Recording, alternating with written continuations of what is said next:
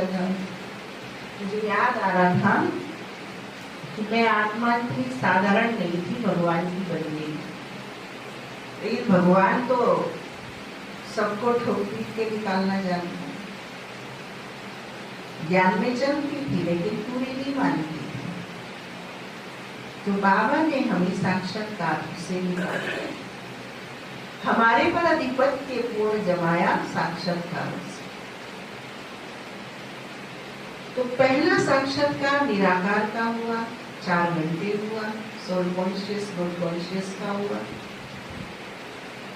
दूसरा साक्षात्कार अव्यक्त बाप दादा का और सागर मोतियों का हुआ।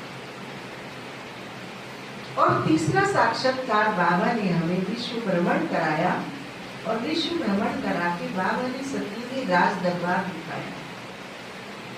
और जब वो सतयुगी राज दरबार भव्य दिव्य, मुझे बाबा ने इशारा करके कहा जाके गद्दी पे बैठो।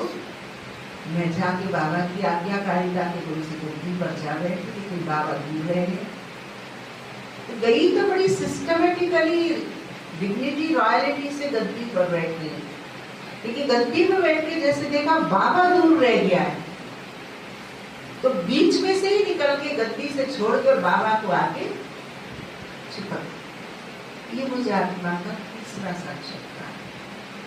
जब मैंने ये रात बाबा के महावाक्य सुने तो वो मेरे हृदय स्पटल पर जागरूक हो गया। कहाँ मिलेगा बाबा तेरा प्यार, भले हीरो के महलों में होंगे सुख की अति भरमार, पर कहाँ मिलेगा तेरा, कौन सुनाएगा मुरली वहां, बाबा बिना दिल लगेगा कहाँ, कौन सुनाएगा, कौन श्रृंगारेगा ज्ञान रत्नों से वहां, कहाँ मिलेगा बाबा तेरा।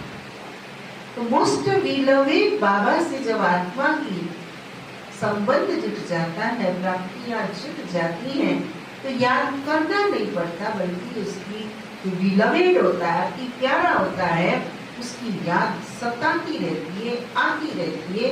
उसकी बातें याद रखनी नहीं पड़ती है, उसकी बातें याद आती है हर पल, वो वृत्ति से निकलता ही नहीं। तो हम सबका प्यारे के प्यारा प्राणों का आधार कौन है? बोलो। एक बाबा दूसरा नाम, ये योग का आधार है। ये आज की मुरली का स्थान।